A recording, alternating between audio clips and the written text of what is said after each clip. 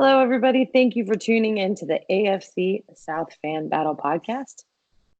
My name is Samantha Burnett. I am your host this evening. Tonight, representing the Titans, we have Tanner Doty. Hey. For the Colts, we have Harish Nukala. What's going on, guys? For the Texans, we have Matthew Briggs. What up, what up, what up? And for the Jaguars, we have Clint House. Minshew. Hey, guys, how y'all doing this week? Is that how you say garbage can in Jacksonville? No, that's how I spell win in Jacksonville. Because they spell Mariota, in Nashville, so I didn't know if that's y'all's version of garbage can in Jacksonville. So, I mean, it could be a little bit different. Mariota is spelled with capital letters, right? Right. So what's been going on with you guys this week? Anything exciting in the group? Harish, you haven't been too attacky this week. You've been mighty quiet, I should say. I've been really quiet. I'm going back to my level out, let people say what they got to say, and I come with the energy back to back to back multiple times at a time. So you know what? I'm just going to lay back, see what interesting things some of our group members have to say, and I've seen some good stuff. And then, I'll just attack when it's appropriate. Now, I must say, before we get too deep into it, tomorrow is the 2-year anniversary. So, cue the sound. Yeah. Woo, woo, woo, woo, woo. And me and Tanner both want to tell you this. You guys are welcome. If it wasn't for us two, y'all wouldn't be here. Oh, Come on now. They've definitely earned their keep. I know. Look, I man. was added in probably about 6 months in, and it has been a pleasure. It's been a pleasure to admin with you guys. Been a good time being around here. As the only female admin of a group of 95% men, it's been very enjoyable. Oh, there's Alex. Honestly, you've become so much of one of the boys that I don't think any of us see you as a female anymore. Well, and you know what? I'm not going to take offense to that either. Well, the funny thing is, Sam is the only female in there, but Alex has the only picture of holding a purse. I mean, that's a little suspect. Yeah, it wasn't even a purse either. It was a full purse. That definitely goes down in the group's history as top 10 pictures of all time. Oh, of course. And Alex is my boy. He roots for the Colts, but that was pretty devastating for him. I joined the group 0-6 in 2017, so I feel really proud of myself. Yes. I'm like, what is this guy doing here? I was like, wait till next year. I said that for about 10 months, and then they found out. Yeah, you said that for 10 months while you were going 4-12. Yeah. Yeah, well, I'm a Jaguars fan. I've been saying that for about 25 years, since it's our 25th season. Yeah. Facts. Hard facts. FACKS. Yes. Tanner, have you had to Thanos anybody this week and kick him out? Not that I can remember. No, I I got somebody in trouble in a different group. That was pretty fun. Yeah, well, those groups don't matter. Oh, it was just so funny because he was complaining about our group. Was it that Claxton guy? How many groups have been spawned off of our group? Like 13, 14? Yeah, that's what I was going to mention too. In the 2 years that the AFC South Fan Battle has lasted, we have 10,000 members. And in that time, we have had about 15 to 20 hater groups, and about 4 of them have been taken down by us. Yeah. I love when we infiltrate a group and just take it down. Yes. Convince the other admins of the other groups to make us admins and take them down. That's great. But anyways, guys, let's start talking about what we're really here for, which is NFL. Of course, as much as we love our members and Facebook and all these things, and Jason and the Nick Fuentes and the Jacob Stinsons of the group, we're gonna go, it's the NFL. Don't forget the Flame Douglases of the group too. Yeah, Flame. some idiot nominated him to be an admin. Who would do that? That was me, by the way. Just kidding, Flame. If you're listening, we love you. Anyway, I think he was the admin before you were. I think so too. He wasn't. He totally was. He was an admin before you. Before we did our whole entire we're bringing new moderators in, and moderators are getting brought up to admins. Yeah. He went Gerald. Well, of course, he went Tanner, and then Gerald, and then Flame. Yeah, Flame was the admin first. I'm telling you. Well, he might have been admin first, but he came in as a mod off my nomination. But it doesn't matter. We love him anyways. I believe. I could be wrong. Am I wrong? We don't know. I'll dig later just to prove that I'm right because I am a woman, even though I'm one of the boys. Anyway, guys, 2-2. We're all 2-2 this week. Did you really think that we would all be here? Yes. I wouldn't say I think. I'm not surprised. I think the first episode of the season, I did say that I don't think the division winner wins more than 9 games. I think part of it is us beating each other up, and that's one thing I mentioned. So I didn't think it would be this soon, but I'm not surprised. The thing I'm real happy about is there's not going to be a strike next year because they signed the the CBA. So a whole another year of football. Okay, well, we're talking about this year of football. We're talking about right now. So we never. Harish, you were probably the only person that said that we could be at this position right now. Within the last 2 years that this group has been a group, have we had all of our teams at 2-2 right now at this time in the season? No, because the Colts haven't started 2-2 in what seems like 50 years. We haven't been this good in our first 4-game stretch since 2013. So, hey, as a Colts fan, no matter who's leading the team, Luck, Brissett, my next door neighbor, 2-2, I'm happy with it. Yeah. Yeah.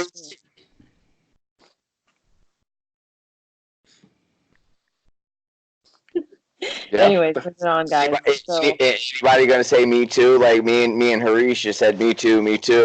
You guys, Tanner and Matt, you should both be happy about being at 2-2. Matt, you should definitely be at 1-3 because we definitely should have won that game. But it is what it is. But okay, what was that key word? Should have, right? But let me ask you, did you? No, we didn't. I think I didn't say a whole week. Maybe 3 days that you had a profile picture change. I'm still saucy about you. You can't even be man. I had to change my default. I had to change my default on my birthday, man. Come on, you gotta give me that. Okay, but I'm gonna jump into this one, Clint. And as a Jags fan, I got your back.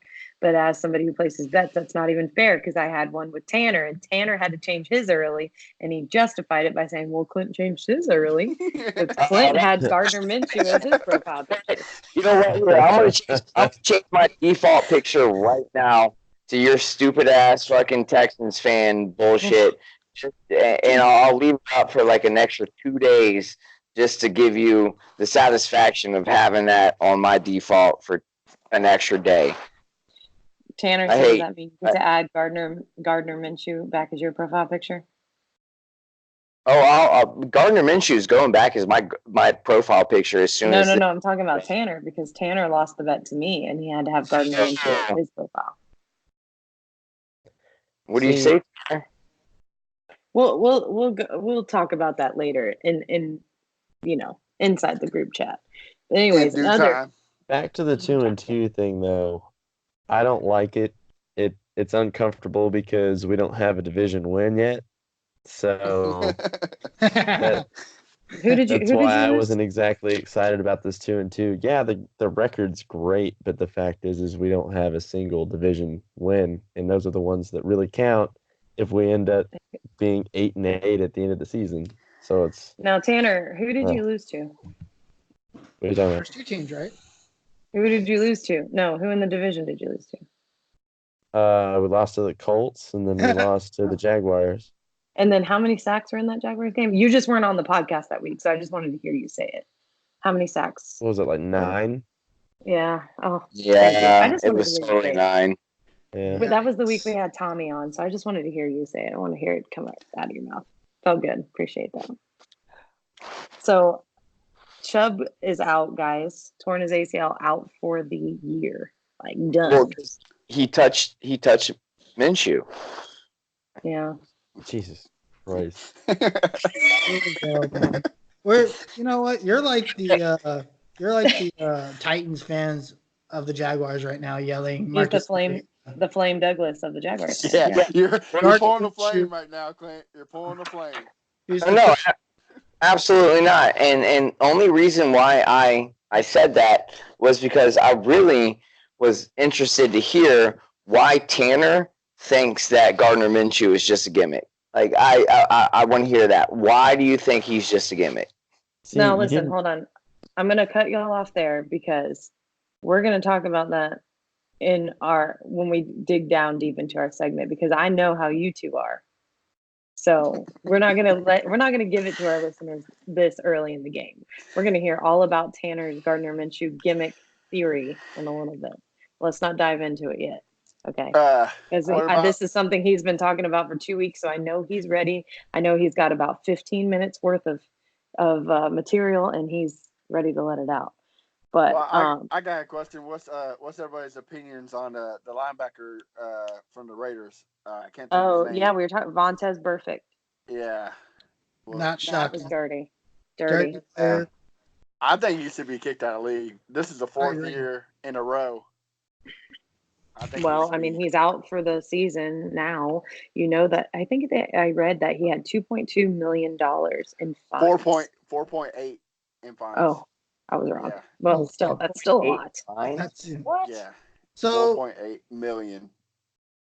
I think I kind of agree with Matt. Like, getting kicked out of the league is probably should be a priority for the NFL, especially for a league that's trying to really focus in on head injuries and concussions and this whole thing.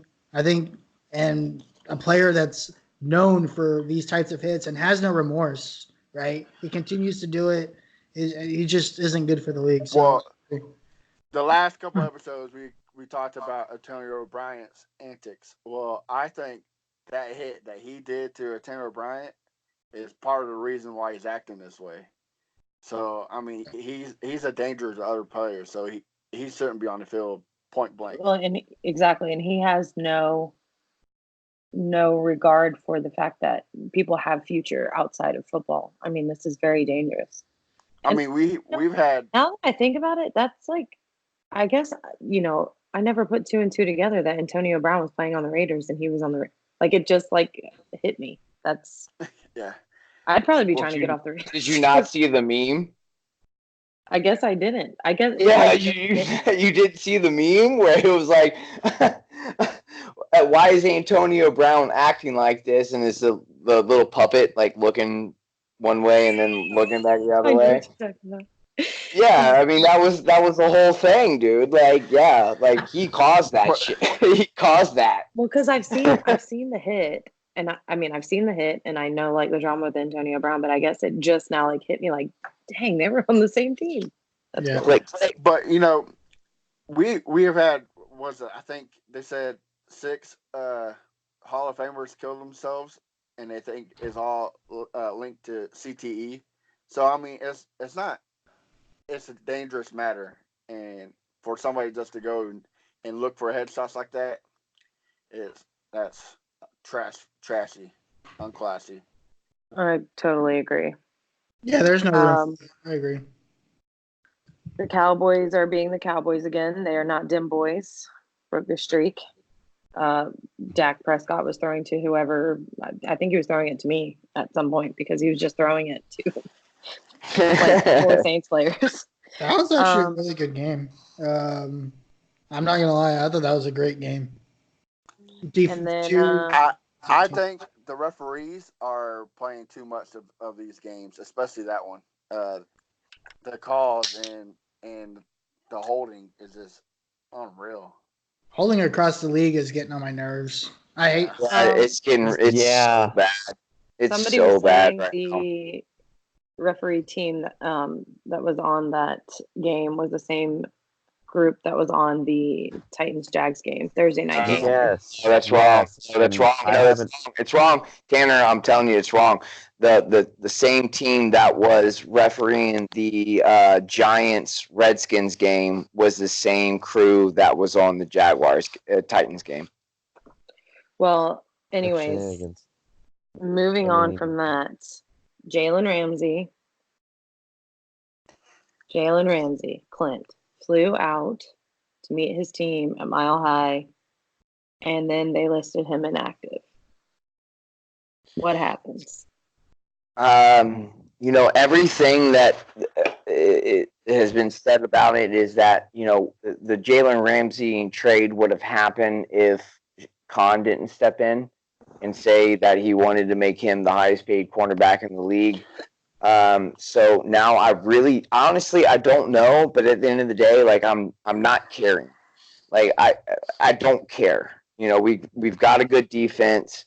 Herndon or whatever his name is, he got torched on Sunday against the Broncos. But a team is not just one player. And even though, he is the quintessential best player on the Jaguars defense, if you don't want to be here, then go. But I think the ownership is holding him up and holding it up, and maybe if he sees that we start winning, then he'll stay. But I don't know. I can say that it was great to see him sitting on the sidelines in a hoodie watching our team win, and there was nothing more that I wanted than that. Were you happy he was sat? Would you have liked to see him play? Of course. Or do you think it was good for him to learn a lesson? Of course. I mean, our defense is better with him on the field, but at the end of the day, if he doesn't want to be here, there's nothing that we can do to change that. There's just nothing we can do. They needed another day to get all the sand out of his vagina. So, yeah, Yeah, because it was the back and the child, but he was actually in LA filming a commercial, et cetera, et cetera. So see what happens this week. What do you? He is somebody referred to him as baby AB, and I kind of believe that, baby Antonio Brown. I'm like, without doubt. You ain't wrong. Yeah, you ain't wrong though. Yeah, he's acting like a child. Actually, what do you think happened? What do you think happened, Harish? I don't think he's baby AB. Just from the fact that AB does what he does because he's crazy and he's kind of out of his mind, in my opinion. I think Jalen Ramsey is doing babyish things. I just wouldn't compare the two situations. I think there's two different reasons why those things happen.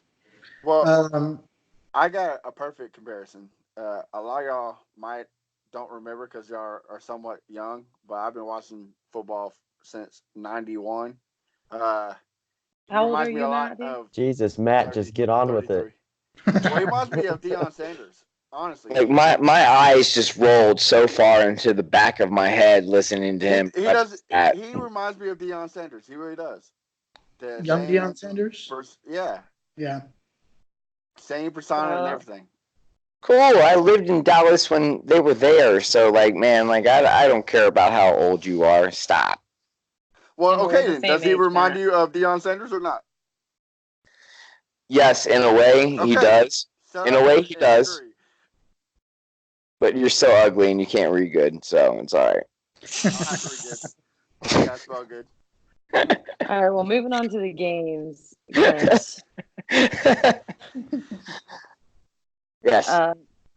26-24. Mm-hmm. Like we said, yes. Amazing game. The Broncos coming out with 2 touchdowns out the gate. Nervous. What were your thoughts?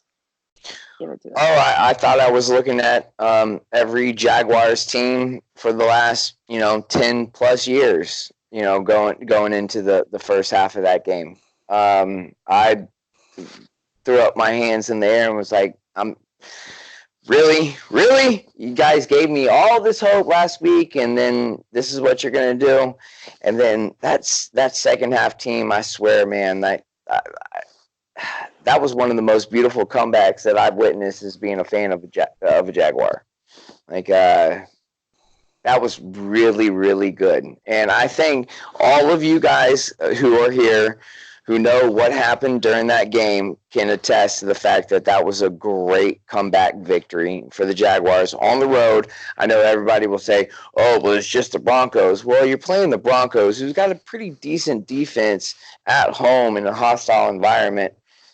That was an impressive win by the Jaguars, and it was an impressive win from Leonard Fournette to come out and finally run the ball, and Minshew he did so many things. He made 4 Broncos miss him and then throw a touchdown pass. And then he dropped the ball, it bounced back up into his hands, and then he throws a completed pass. Like, the dude made magic. I think I saw God hand him the football back. That's what happened with that. Yeah, he probably did. He probably was like, here you go. Yeah, you're mentioning hostile environment. They were saying that the wind was got up to like 22 miles per hour. 2 miles an hour. Yep. Something that you said that stuck out to me during the week was that, for the first time ever, when Flacco, they came back, scored that touchdown, there was a minute and a half left. For the first time ever, you're like, that's too much time. Like, we have a chance. Never in your wildest dreams as a Jags fan before that would you think that. Now Minshew. Now let's touch on this. Let's touch on this subject we were mentioning it a few minutes ago, because it's very touchy for Tanner. Minshew Mania. Gardner Minshew, the man. I've been waiting 15 all week for prophecy. I can't wait. Tanner specifically begged to come on the podcast this week because he wanted to talk about how great Gardner Minshew is and how terrible Marcus Mariota, I got to make sure I pronounce it correctly for him, Isn't that right? Something like that? Go ahead, Clint. I'm gonna let you go first. No. I want Tanner to go first. Okay. I want Tanner to go first. I want to hear why he's a gimmick. Before Tanner starts, real quick, it doesn't matter if it's Mariota or Mariota, he's still trash. Go ahead. That's Mariota. You're nowhere on my radar right now. Okay, here's the thing. Don't get me wrong. Gardner Minshew is actually pretty good on the field. Actually, he's a very good quarterback on the field. When I say that he's a gimmick, it has absolutely nothing to do with the numbers at all. Y'all are blowing that way out of context. What it is that he's got this whole thing. It's a weird thing. The mustache, the offer from a porn site, the Speedo that he wears. It's weird. Puerto Rico. The Karate Kid, the Karate Kid headband. Like, dude, Jacksonville's going to run out of fake mustaches because people are just all about all of this, and it's just absolutely ridiculous. That's not true because I'm pretty sure we bought stock in it when Shad Khan bought the team. I'm pretty sure we own it. So you're not even thinking about that. So, Tanner, what is wrong with your franchise? What is wrong with your franchise? You literally had Marcus Mariota as your quarterback for how many years now? See, hold on now. Back up. We're talking about Minshew.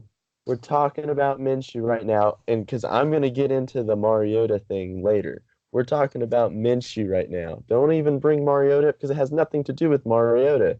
It has to do with the fact that everybody's all buying these Minshew jerseys because he's just a weird person.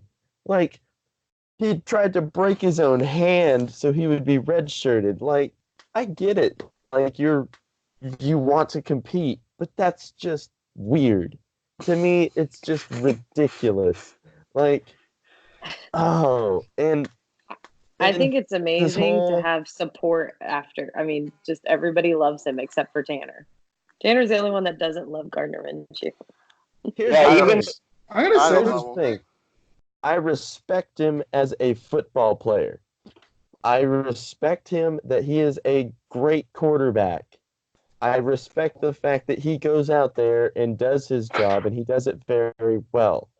I respect that. But the whole facade is absolutely ridiculous to me. And I think that it's just to sell product and to fill seats and to make a huge deal. The next thing you know, they're going to slap a Nike symbol on his mustache and try to sell. Nike's going to buy off his mustache or something stupid like that. Hold on now. You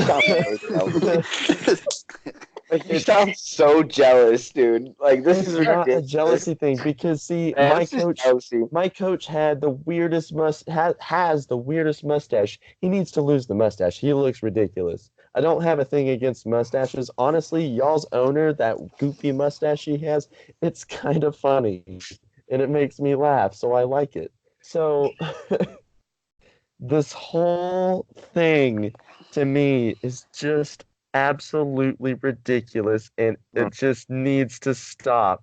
And what's not going to? Sorry, Tanner, dude. It's Tanner, not going to. Tanner, you remember a few weeks ago, you and I made a bet with profile pictures, and I said that we were going to sweep you guys. Remember? Do you remember that? Say yes. You know. I don't remember the sweet part, but I do remember us making the bet on that game. No, I said it for both. I said it TIAA and Nissan. We took that bet. Will you take a bet? You're not getting us in Nissan. Okay. Oh, man. Will you take the bet with me right now that if the Titans lose at home to the Jaguars, you have to cut off your facial hair and leave your mustache and put on a bandana and take a picture? No. Yes. Oh, yes. Please. No. Please take that. Please take it. I have a very professional job that I keep. I can't do that. What? So you have a beard, but you can't have a mustache at your professional job? I'm just not going to look like a clown. Like a porn star? I would never shave off my beard and just leave my mustache. I would look absolutely ridiculous.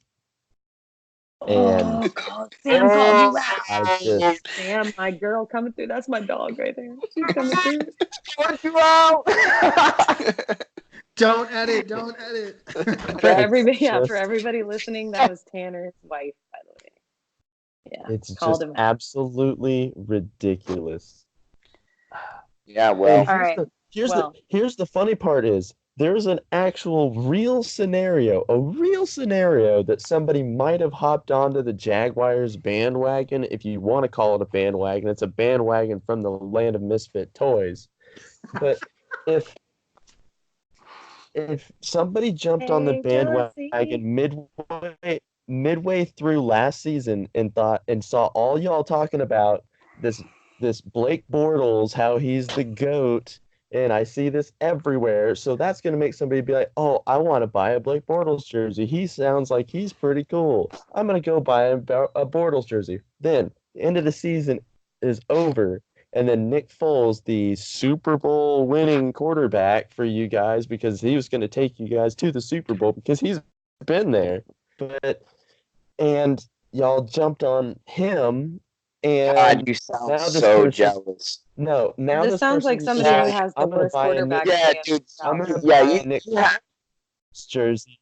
And then Nick Foles gets in, and all of a sudden, this weirdo Minshew comes out of nowhere, and then they're like, I'm going to go buy a Minshew jersey, like one of you guys did too. I'm hearing. Hold on. Let me say something. I'm hearing Jaguars derangement syndrome right now.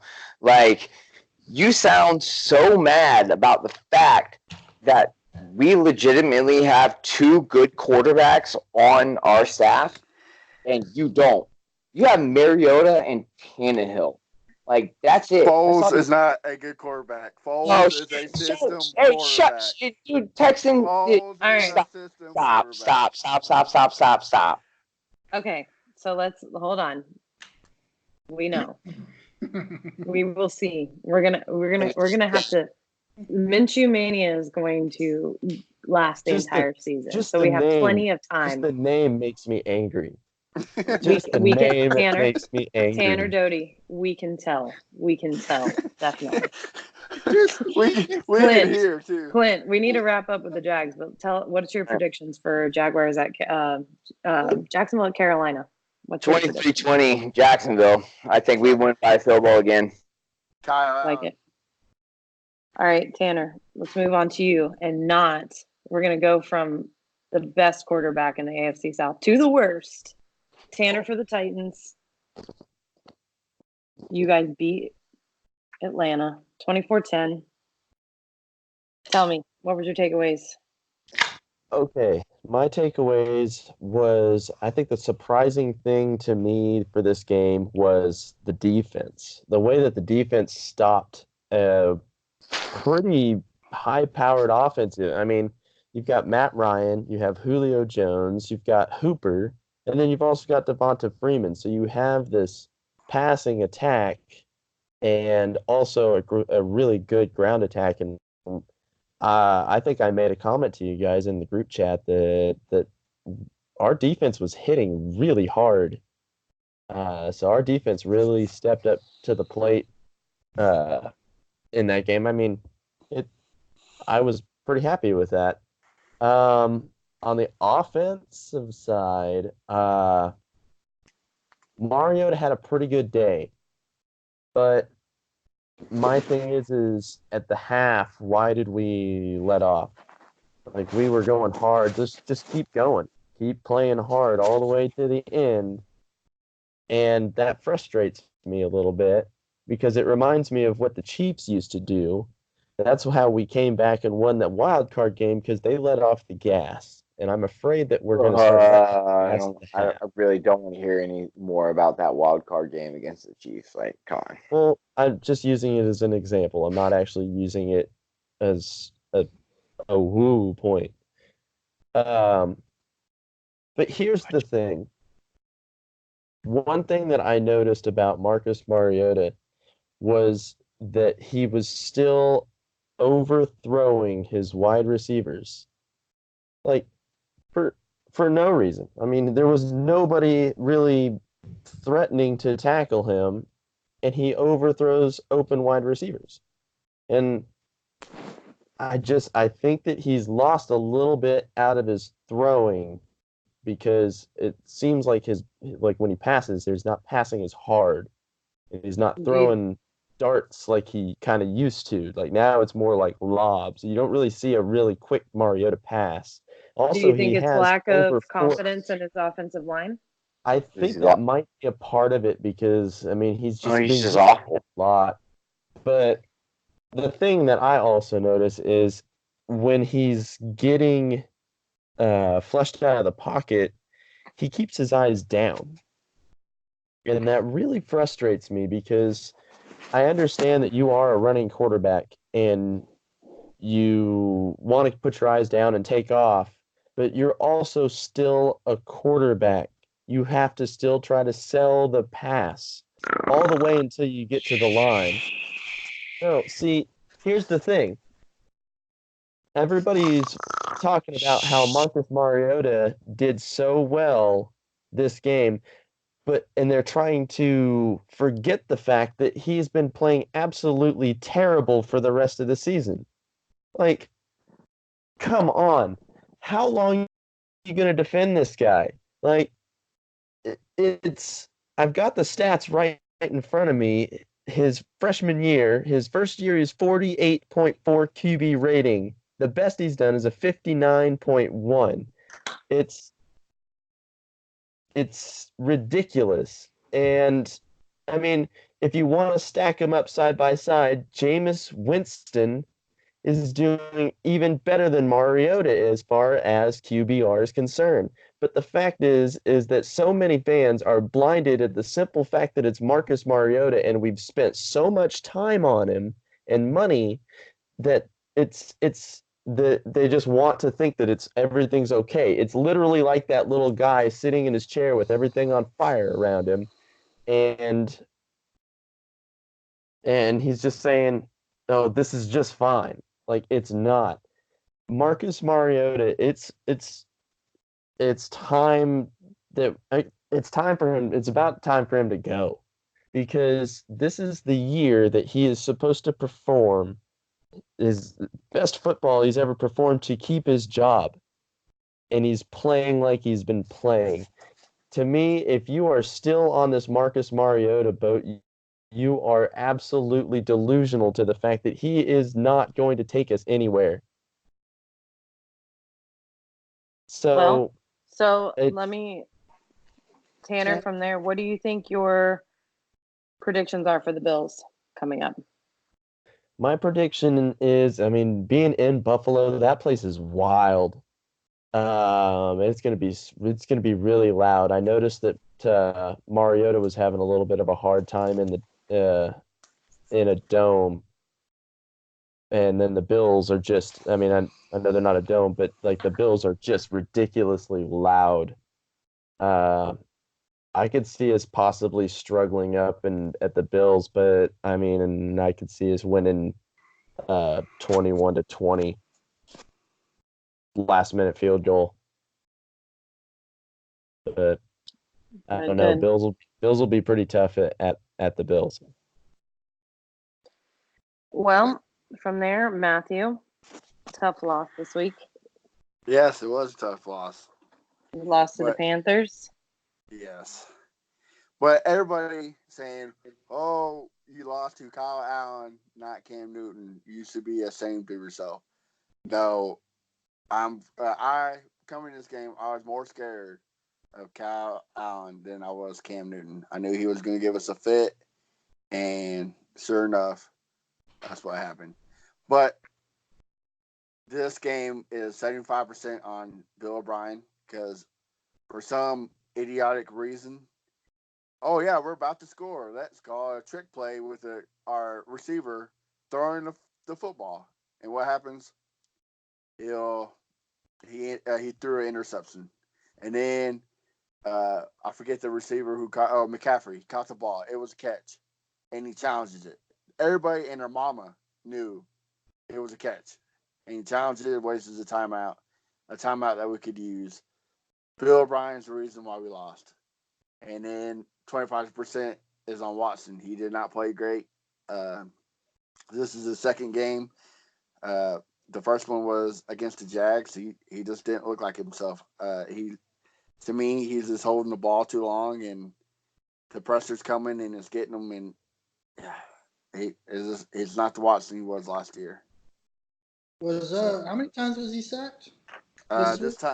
This week, I believe it was either 5 or 6. Oh, jeez. Yeah, but again, everybody goes to the trash O-line. That tells me you're not watching the game. He has the longest time of holding the ball in the NFL, and it's almost close to 5 seconds. That's a long time to hold the ball. Mariota's right up there in that 4.5 second range. So I feel you. Yeah, it's, and everyone's like, "Oh, it's your O-line." No, it's not. It's the quarterback, and it's the coach for not drawing up plays for him to get rid of the ball faster. So, what's really surprising about the Texans, they have Will Fuller, they have Kenny Stills, they don't throw enough wide receiver screens. They have Duke Johnson out of I just don't feel like they use their weapons in the right way. They don't. I agree with you 100%. They really don't. I don't know why they're not using Fuller out of the slot with the speed. I know Kenny Stills has somewhat speed, but he's nowhere near as fast as Fuller. Right. And we have yet to see Fuller out of the slot, and I don't know why we're not running screens with Hopkins. So I don't know. I'm just getting frustrated with Bill O'Brien. A lot of our fan bases are turning on Watson, which makes no sense, but that's the Texans for you. I still think I didn't watch too much of the game. I think I caught the end. I think the right side of the line is still up and down. I think I noticed a couple times where they were able to get pressure on the right side, but then there's a couple times I think is it sharpening or whatever. Yeah. He was able to hold blocks. So well, and he's a rookie. I mean, yeah. But did you say this offensive line is god awful? That tells you haven't watched the game yet. They're idiots, and that's to a lot of the Titan fan base in our group chat. Let's throw that out there. Not you, Tanner, but most of them. So, Matt, let me ask you, what is your predictions for the Falcons? Oh, well, so far, the AFC South has handed the Falcons pretty handily. So I say we do the same thing. I say we win 27-14. All right. Oh my God! If you guys lose that, the group will just go crazy. I agree, but I don't. The Falcons ain't the Falcons this year. They're really not. Like you said earlier, they have all these weapons, but they're not using them. They are a trash team this year, and I don't see them winning this game. I truly don't. I was actually just real quick. I was pulling the stats up for that Titans Falcons game. Matt Ryan threw for almost 400 yards. Austin Hooper got 130 of those. I know, man. I had him on my fantasy. Yeah, they only targeted Julio Jones 7 times and Calvin Ridley 6 times. That team is awful. Well, we were in Matt Ryan's grill though a lot. Yeah, we got a lot of pressure. Even though we didn't sack him, we got a lot of pressure on him as well. So, but anyway. Harish, moving on to you, Colts in Oakland, 31-24. What's your takeaway from that? First off, let me go ahead and say I can't believe we lost to the Raiders. Absolutely disgusting. Our defensive. So here's the thing on defense. I don't think it's completely on one group. Well, actually, it is on our defensive line. Is not. It's killing me. Like we haven't done anything since we sacked Mariota 5 times. The last 2 weeks we have 0 sacks. The defensive line is completely frustrating. I don't think it has anything to do with Leonard being out. I don't think it has anything to do with these injuries that are happening. The defensive line just isn't getting any pressure on the quarterback, and it's maddening. Jacoby Brissett, again, another solid performance, 297, 3 touchdowns. He had that one interception, which I think was a terrible interception, but he kept us in that game. We got behind down 14-0 real quick. I don't know. I think a Colts fan mentioned it was a trap game, and I was like, nah, I think we should be fine. We fell right into that trap. So let me ask you a question, though. What's more humiliating? Was it the loss to the Panthers by 6 points or y'all's loss to the Raiders? I would say the loss to the Raiders, just simply because the Panthers have a solid defense. Like you can discredit Kyle Allen or Josh Allen or Will Allen doesn't really matter. Their defense is better than Oakland's defense, and that I don't know. We just always once a year we have these games where we just don't play. Last year was that 6-0 game against the Jags, and this year hopefully it's this Raiders game and we just move on. Now, Kansas City, how you feeling? That's scary, man. Have fun. I don't know. We need to get Leonard back, and we need to get Hilton back ASAP, or we have no shot in this game. Man, and Mahomes was coming off of a subpar week. Like he didn't lay it out like he usually does. I'm pretty sure he's going to be itching. Well, I mean, he still threw for 400 yards. He just didn't score. Yeah. So I'm gonna say Chiefs 35, Colts 17. That's That's believable. Yeah. I just hopefully they're all passing touchdowns because I need some of those.